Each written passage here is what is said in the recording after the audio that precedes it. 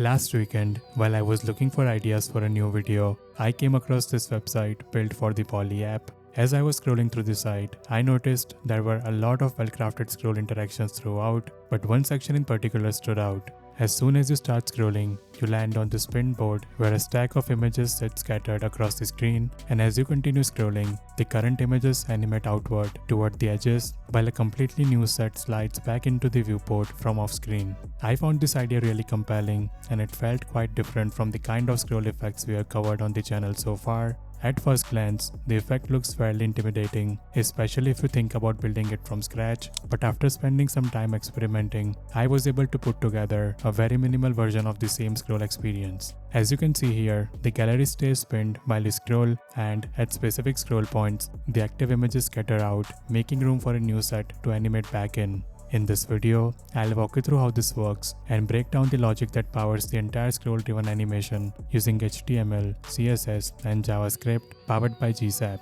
If you find my work helpful, make sure you leave a like on the video and subscribe to the channel if you haven't already. And if you'd like to access the source code for this project, along with hundreds of other similar micro projects and a brand new website template every month, you can check out the Pro membership via the link in the description. Alright, let's jump into the code.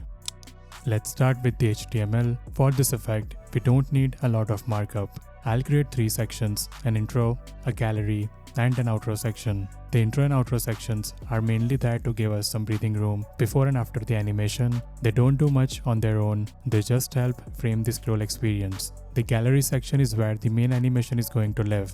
Inside the intro section, I'll add an H1 with some dummy text. I'll do the same for the outro section, just a simple heading to bookend the scroll. For the gallery section, I've also added an H1, but I'll leave it empty for now. We are going to set and update this heading dynamically later in JavaScript as part of the scroll sequence. And that's pretty much it for the HTML. With this structure in place, we can move on to styling.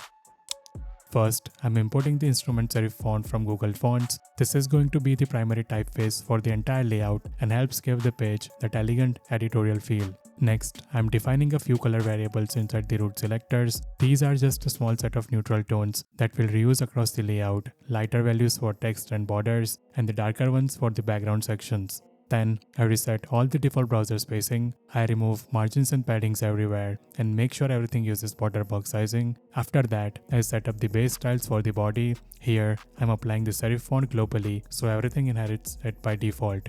Next, I'll style the H1 elements. The font size is responsive, so it scales nicely across different screen sizes. I also keep the weight fairly light, tighten the line height, and slightly adjust the letter spacing to give the text a compact, refined look. Now let's style the section elements. Each section is positioned relative and fills the entire viewport. I'm using Flexbox to center the content both horizontally and vertically. The text color is set to a light tone and overflow is hidden, so any animated elements that move outside the section don't show up unexpectedly. Next, I target the H1 inside each section. I limit its width, center the text, and bring it above the animated content using Z-index. I am also adding a will change hint for opacity since we'll be fading these headings in and out during the scroll animation. After that, I set the background colors. The intro and outro sections share the same darker background, while the gallery section uses a slightly lighter dark tone. This helps visually separate the animated section from the rest of the page. Now we move on to the cards. Each card is positioned absolutely since we'll be placing and animating them freely with JavaScript.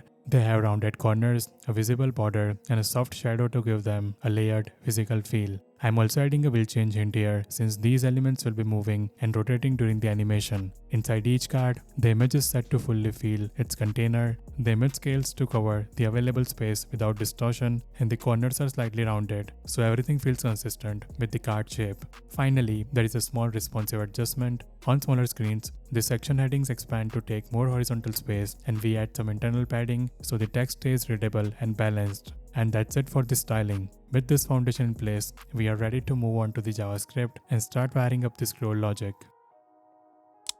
First, I'm importing GSAP along with the ScrollTrigger plugin. I'm also bringing in Linus, which we'll use to handle smooth scrolling. Right after that, I register ScrollTrigger with GSAP so we can hook into scroll-based updates later on. Next, I wait for the DOM to fully load. Inside this callback, the first thing I do is initialize Linus. Here, I'm pasting a small block of code directly from the Linus documentation. What this does is sync Linus with GSAP's internal ticker so both systems stay perfectly in step. It also ensures that ScrollTrigger updates correctly as Linus handles the scrolling. Once this is in place, smooth scrolling and scroll-based animations work together without fighting each other. Next, I define a configuration object. This is where I centralize all the values that control the behavior of the animation. Things like how many cards we create, how long animations last, how much overlap there is between transitions, and how the headings behave. I'm also defining an array of heading strings here. These are the lines of text that will appear in the gallery section and update as the scroll progresses. Keeping everything inside a single config object makes it much easier to tweak the feel of the animation later without digging through the entire file.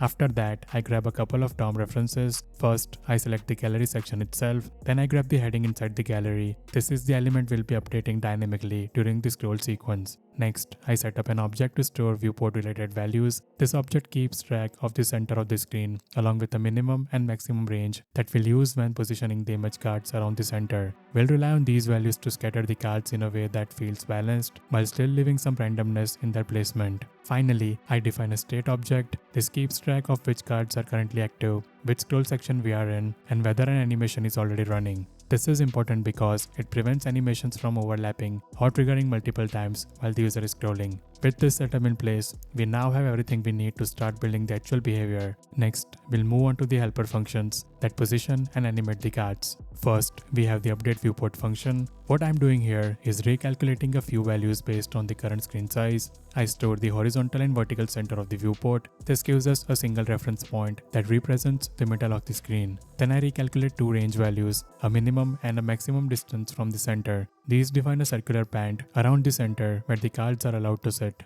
The important idea here is this: instead of placing cards anywhere on the screen, we place them around the center within a controlled distance range. This keeps the layout balanced and avoids cards clustering too close to the middle or drifting too far toward the edges. We separate this into a function so we can recompute everything if the screen size changes later. Next is the getEdgePosition function. This function answers one very specific question. Given a card center position, which edge of the screen is closest to it? We start by building a distances object. For the left edge, the distance is simply the card's X position. For the right edge, it's the screen width minus the card's X position. For the top edge, it's the card's Y position, and for the bottom edge, it's the screen height minus the card's Y position. So now we have 4 numbers, each representing how far the card is from each edge. Next, we find the smallest of those 4 values. That smallest value tells us which edge is closest. This is the key logic. Instead of randomly choosing an exit direction, each card exits toward the nearest edge.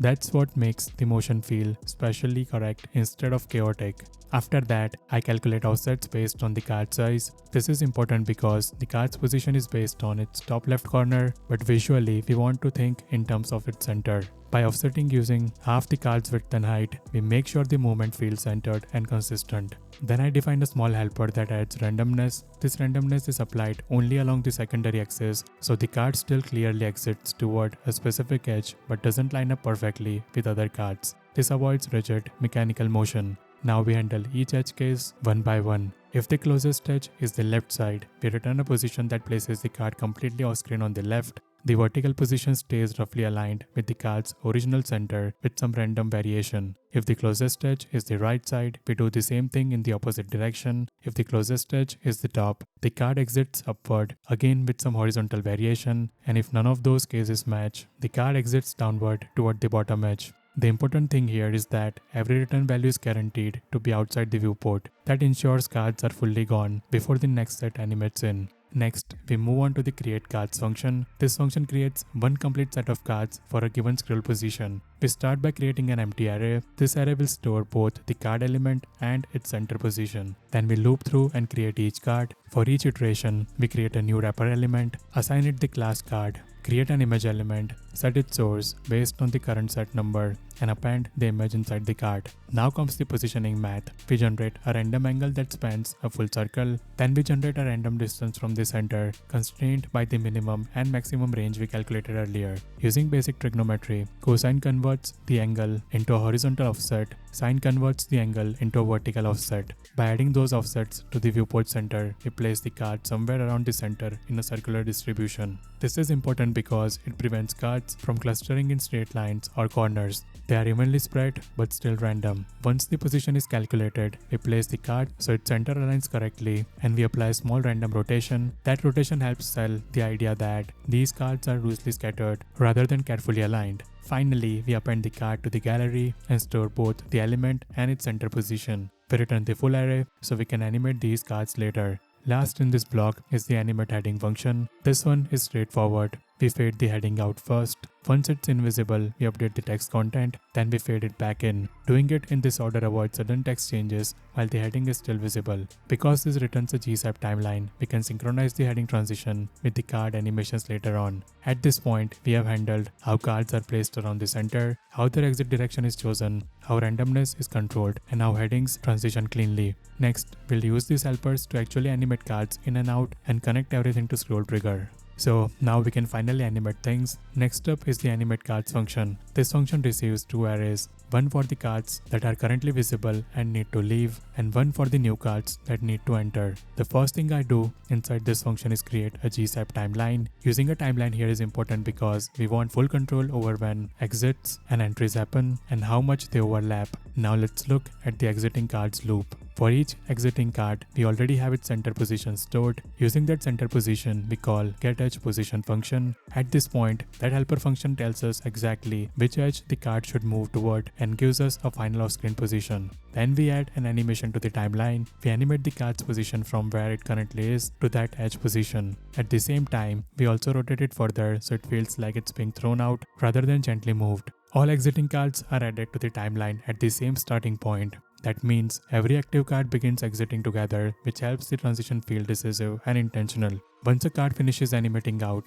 we remove it from the DOM. This keeps the document clean and avoids unnecessary elements hanging around. Next comes the entering cards loop. For each new card, we again call getEdgePosition function, but this time for a different reason. Instead of animating to that position, we first place the card at that edge position instantly, so visually, every new card starts fully off screen. We also apply stronger rotation here. That way, when the card comes in, it feels like it's settling into place rather than just appearing. After setting the initial off-screen state, we add another animation to the timeline. This animation moves each card from the edge position back to its calculated center position. We subtract half the card's dimensions so the card aligns correctly by its center, not its corner. We also reduce the rotation during this animation, so visually the card straightens slightly as it moves inward, which helps sell the idea of it landing into the stack. Notice that this animation doesn't start at the same time as the exits. Instead, we offset it slightly. That overlap is important. It prevents a dead movement where everything exits first and then everything enters. Instead, exit and entries blend together, which keeps the motion continuous as you scroll. Finally, we return the timeline. This allows us to synchronize card animations with other animations later, like the heading transitions. Next is the getSectionIndex function. This function takes a single value, scroll progress. ScrollTrigger gives us progress as a normalized value between the start and end of the pinned section. Here, we split that progress into equal segments. Each range maps to a specific section index, so as scroll progress crosses each threshold, we move from one section to the next. This is how scroll position turns into discrete states instead of a continuous scrub. That's what allows us to say, now we are on section 1, now we are on section 2, and so on. Next is the reinitialize function. This function handles one edge case, resizing. When the window size changes, we remove all currently active cards, recalculate viewport values, and recreate the current card set using the update screen size.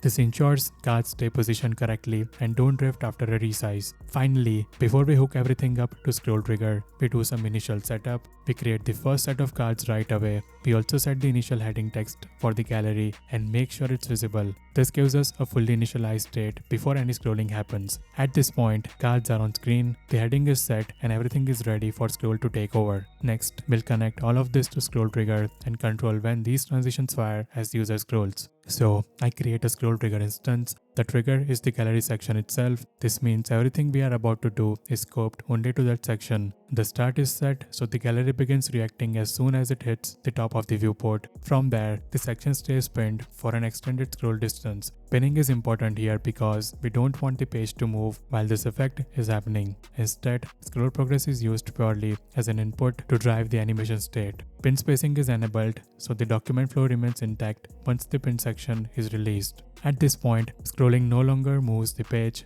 it moves progress. The core logic lives inside the onUpdate callback. ScrollTrigger calls this function continuously as user scrolls and passes us a progress value. The first thing we do is check if an animation is already running. If it is, we exit right away. This guard is critical. Without it, scroll updates would trigger multiple animations at the same time, causing overlaps and broken states. Next, we convert scroll progress into a section index. We pass the progress value into the getSectionIndex function, which maps different progress ranges to discrete section numbers. If the calculated section matches the current section, we return early. That means nothing changes until the scroll actually crosses into a new segment. This is the key idea behind the effect. Scroll is continuous, but our animation logic is discrete and state-based. Once we know we have entered a new section or a new phase, we lock the animation state. Then we create a new set of cards for the upcoming phase. At this point, the old cards are still visible. The new cards exist, but haven't animated yet. Next, we trigger two animations at the same time. One animates the cards, sending the current ones out and bringing the new ones in. The other animates the heading text. We wrap both of these inside a promise. This is important because we don't want to update this state until both animations finish.